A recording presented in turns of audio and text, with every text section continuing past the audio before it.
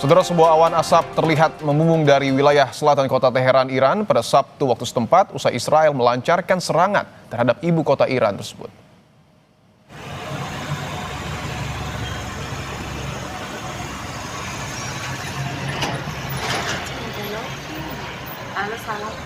Serangan ke Teheran ini memicu kepulan asap yang terlihat membumbung dari kawasan pusat kota.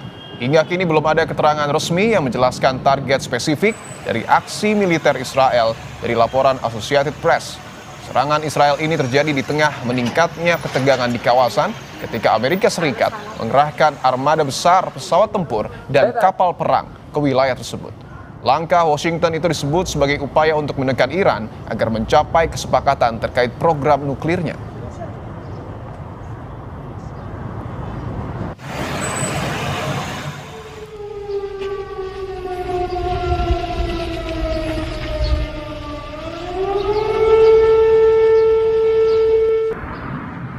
Dan seperti inilah situasi di kota Teheran, Iran, di mana terdengar suara ledakan saat Israel melancarkan serangan yang mereka sebut sebagai serangan pencegahan.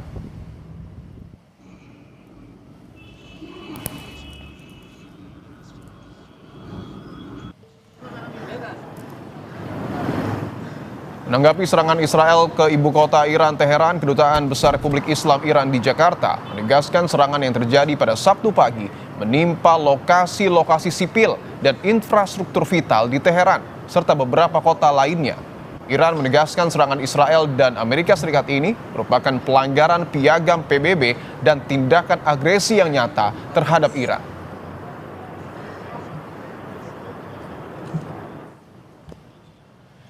Melalui rilis resminya, Kedutaan Besar Republik Islam Iran di Jakarta menegaskan serangan Amerika Serikat dan rezim Zionis Israel telah melanggar integritas teritorial dan kedaulatan nasional Iran. Iran menuntut tanggung jawab Dewan Keamanan PBB untuk segera mengambil tindakan dalam menghadapi pelanggaran perdamaian dan keamanan internasional akibat agresi terang-terangan rezim Zionis terhadap Iran.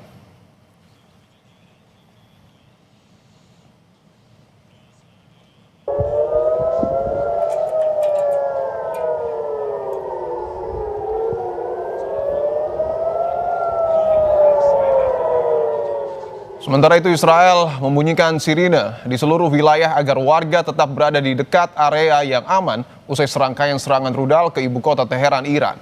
Militer Israel telah mengumumkan peringatan tersebut bertujuan untuk mempersiapkan masyarakat menghadapi kemungkinan peluncuran rudal ke arah Israel.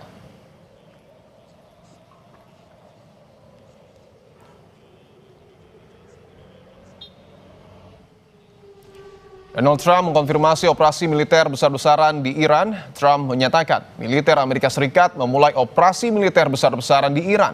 Menurut Trump, operasi militer ini dilakukan untuk mencegah keinginan Iran memiliki senjata nuklir.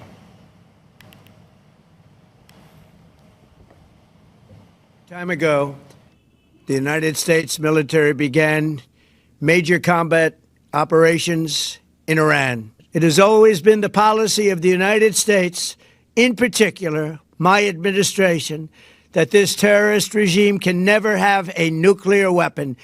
I'll say it again, they can never have a nuclear weapon. For these reasons, the United States military is undertaking a massive and ongoing operation to prevent this very wicked, radical dictatorship from threatening America and our core national security interests. We are going to destroy their missiles and raise their missile industry to the ground. It will be totally, again, obliterated. Serangan dadakan Israel dan Amerika Serikat ke kota Teheran, Iran disebut Trump sebagai operasi militer Amerika Serikat besar-besaran. Benarkah serangan di Sabtu pagi itu pertanda perang dunia sudah di depan mata? Kita bahas bersama dosen ilmu politik Universitas Udayana, Evata Filomeno Duarte, dan pengamat hubungan internasional Universitas Parahyangan, Julius Purwadi Hermawan. Bapak-bapak, selamat petang semua. Selamat petang, Mas Vito. Selamat petang, Mas Vito. Baik, saya ingin ke Mas Evata terlebih dahulu. Mas Evata, apa yang Anda baca dari serangan mendadak Amerika Serikat dan Israel ke Iran? Adakah perlawanan Iran yang tak kalah besar menurut Anda? Tentu perlawanan yang dilakukan Iran adalah untuk meningkatkan fungsi diplomasi yang kemarin sempat gagal, dan nanti akan ada pertemuan yang jelas dirancang tanggal 2 Maret di Wina. Nah, kita bisa melihat sebenarnya serangan ini adalah serangan untuk memberikan sinyal bahwa rezim yang memang harus digulingkan. Dan tentu ini merupakan angin segar yang diinginkan oleh Reza Pahlavi itu sendiri. Mereka berharap agar nantinya perubahan rezim ini terjadi. Dan serangan ini adalah serangan yang masih bersifat, tapi eskalasi balasan dari Iran tentu tidak main-main. Inilah yang akhirnya menciptakan yang disebut dengan perang regional yang kita takutkan, bahwa nanti kita bisa melihat Lebanon, Yaman, Irak, juga beberapa wilayah-wilayah di Arab itu akan ikut dalam konfrontasi yang jauh lebih luas. Itu merupakan ancaman utama. Oke, baik. Saya ingin ke Pak Julius. Pak Julius, Presiden Trump mengatakan serangan ini sebagai upaya mencegah Iran untuk memiliki senjata nuklir. Apakah serangan ini semata-mata karena deadlock soal nuklir Iran, yang kemudian juga sebelumnya sebenarnya sudah dibahas melalui jalur diplomasi? Ya, betul ya. Dan yang saya dengar sebetulnya negosiasi yang dimediasi oleh Oman kemarin menunjukkan titik baik ya hari Jumat kemarin, dan bahkan ada pertemuan negosiasi lagi di hari Senin untuk hal-hal yang teknis. Nah, justru kenapa tiba-tiba pagi-pagi ini Trump melancarkan serangan yang disebut dengan mencegah tadi gitu. Ini agak mencengangkan buat kita, dan sekaligus menunjukkan bahwa ini skenario yang memang sudah disiapkan. Ini juga sekaligus menunjukkan bahwa Trump tidak respect, tidak menghargai negosiasi yang sedang berlangsung. Mas Tivo. Oke, saya ingin ke Mas Evata bahwa ada kemungkinan Iran juga melakukan serangan balik, dan tadi sebelumnya sebenarnya dalam breaking news sudah ada serangan balik informasinya yang dilakukan oleh Iran kepada Israel maupun Amerika Serikat. Sebenarnya untuk kekuatan militer Iran sendiri ini sejauh mana menurut Anda, Mas Evata? Ya, untuk kekuatan militer ketika serangan ini dilakukan tentu ada beberapa titik yang akhirnya lumpuh. Itu yang disampaikan oleh pihak Israel, disampaikan oleh pihak Amerika, bahwa mereka mencoba meredam dan diplomasi ini agar berjalan sesuai dengan maksimum stance yang diharapkan oleh Amerika Serikat, Israel terhadap Iran, bahwa mereka harus mengembargo pengalihan minyak, embargo pengalihan nuklir mereka secara total, dan juga rudal itu sendiri. Tetapi kita bisa melihat bahwa sebenarnya serangan ini adalah serangan untuk mencoba semaksimal mungkin melihat pola-pola politik dan juga langkah-langkah diplomasi yang mau dilakukan oleh Iran nanti dalam pertemuan selanjutnya. Tetapi hal ini tentu menjadi jalan buntu. Kita bisa melihat bahwa kedua belah pihak tidak mendapatkan kesepakatan win-win solution. Maka kalau dari sisi militer, kedua belah pihak memang sangat berbeda. Tetapi kalau dari sisi serangan dengan penggunaan rudal balistik dan lain sebagainya, kita bisa mengatakan bahwa Iran memiliki strategi pertahanan SWAM yang sangat baik, dan mereka mampu menghadapi perang panjang yang akan dilaksanakan oleh Israel dan juga Amerika. Kita bisa melihat itu nanti ke depannya akan semakin buruk. Baik, saya ingin ke Pak Julius bahwa kita tahu serangan mendadak ini sebenarnya terjadi setelah begitu adanya bersih tegang antara Amerika Serikat dan juga Iran, apalagi Amerika juga mengerahkan armada militernya ke kawasan Timur Tengah. Apa dampak dari serangan ini, Pak Julius, terhadap negara-negara di Timur Tengah? Apakah kemudian mungkin saja negara-negara sekutu Iran ini akan membantu untuk melakukan serangan balasan? Ya, dampaknya pasti buruk ya untuk hubungan di antara negara-negara di Arab ya. Itu yang pertama harus kita sampaikan gitu ya. Dan situasi menjadi sangat tidak mudah gitu, karena skenario Trump kan sudah berjalan nih. Jadi negara-negara Arab sudah dimasukkan dalam board of peace gitu ya. Lalu kemudian sudah ada summit gitu ya. Jadi sudah terperangkap dalam cara berpikir Trump gitu ya. Nah, apakah mereka akan di belakang Iran? Saya tidak yakin, Mas Dipo. Saya tidak yakin. Ya. Apalagi termasuk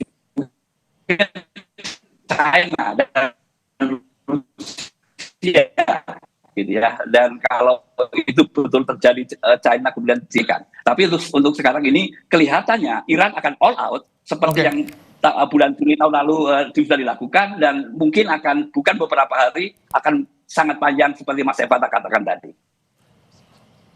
Untuk dampak secara tidak langsung, Pak Julius, kepada Indonesia, apakah ini akan ada dan berdampak? Ya, pastinya terkait dengan minyak pasti ya, salah satunya ya, itu pasti akan salah satu dampak yang ke Indonesia gitu. Tapi juga terkait dampak hubungan diplomasi Indonesia gitu.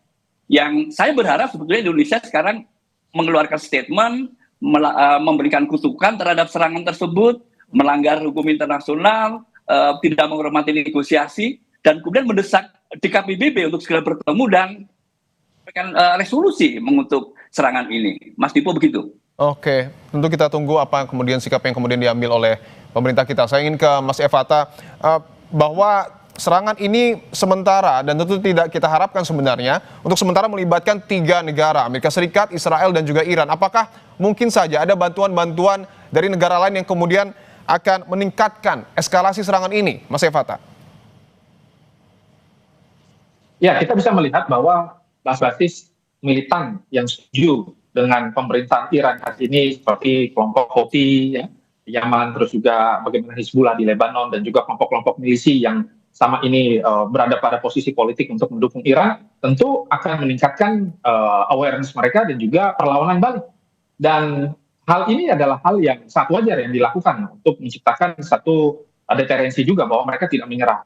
Dan kita bisa melihat bahwa supply intelijen dan juga supply senjata yang dilakukan oleh pihak seperti Rusia dan juga Cina masih berlaku sampai sekarang. Tetapi kondisinya masing-masing negara masih terjepit. Kita bisa melihat bahwa China juga dalam kondisi netral tapi aktif begitu. Kalau Rusia mereka terjepit dengan Ukraina. Dan juga karena perang panjang yang terjadi sehingga mereka akhirnya mengalami penurunan ya atau kualitas perang mereka untuk menciptakan senjata yang baru agak sedikit berkurang. Nah, yang menjadi poin kenapa serangan ini terjadi sebenarnya karena pada saat diplomasi kemarin Israel dan Amerika melihat ada kelemahan yang muncul. Kelemahan itu saat dimana Iran akhirnya bersedia untuk melakukan pengurangan ya terhadap nuklir mereka dan dianggap oleh Amerika Serikat dan Israel ini adalah satu momen untuk melakukan serangan secara unilateral yang dilakukan oleh Israel dulu, baru nanti dibantu oleh Amerika. Begitu. Oke, dan yang menarik juga bahwa Iran melancarkan serangan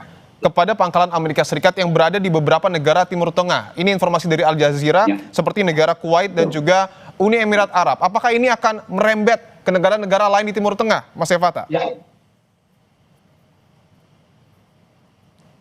Ya, ini yang disebut dengan perang regional. Ini sudah disampaikan kali bahwa ini adalah satu strategi bunuh diri sebenarnya. Maka dari itu, hitungan dari kedua belah pihak ini yang benar-benar kita sama-sama perhatikan. Maka ini akan menjadi perang yang panjang, tetapi Amerika tentu tidak bisa melakukan perang panjang karena mereka tidak dalam kondisi untuk melakukan perang panjang dan tidak ada pendudukan. Yang mereka harapkan adalah satu diplomasi dan upaya agar adanya perubahan rezim dan juga keinginan agar nanti ke depannya situasi politik di Iran itu semuanya inti dari apa yang dikatakan dalam militer dan juga diplomasi hari ini. Oke, bahwa ini seperti tadi kata Mas Evata serangan bunuh diri. Iran menyerang pangkalan Amerika Serikat tetapi di negara Kuwait, Uni Emirat Arab. Menurut Anda Pak Julius, bagaimana nanti hubungan antara negara-negara di Timur Tengah ini? Ya, oke. Yang pasti dari pejabat senior sudah menyampaikan bahwa semua aset Amerika Serikat yang ada di kawasan itu menjadi target dan itu legitimate, gitu ya. Dan ini bisa di mana-mana aset Amerika Serikat itu saya kira sangat penting untuk dilihat. Terkait dengan bagaimana hubungan dengan negara-negara di Timur Tengah, ya sekarang implikasinya, gitu ya. Itu seperti apa perang ini terhadap negara-negara di Timur Tengah yang lain. Yang saya dengar juga berita bahwa Qatar itu sudah melakukan intercept ya dari salah satu rudal yang meluncur di atas langitnya, gitu. Lalu kemudian negara-negara juga sudah bersiap-siap gitu. Jadi itu artinya apa gitu ya? Ini dalam situasi red alert gitu ya. Waspada siaga yang sangat tinggi gitu ya, yang skalanya masif, yang dampaknya bisa menjadi luar biasa. Gitu. Baik. Saya kira semua negara-negara Timur Tengah harus bersiap untuk itu. Ya. Baik, tentu kita berharap bahwa eskalasi perang ataupun serangan di Timur Tengah ini dapat menurun agar perdamaian dunia ini bisa tercipta. Terima kasih Pak Julius dan juga Mas Evata telah bergabung di Kompas Petang.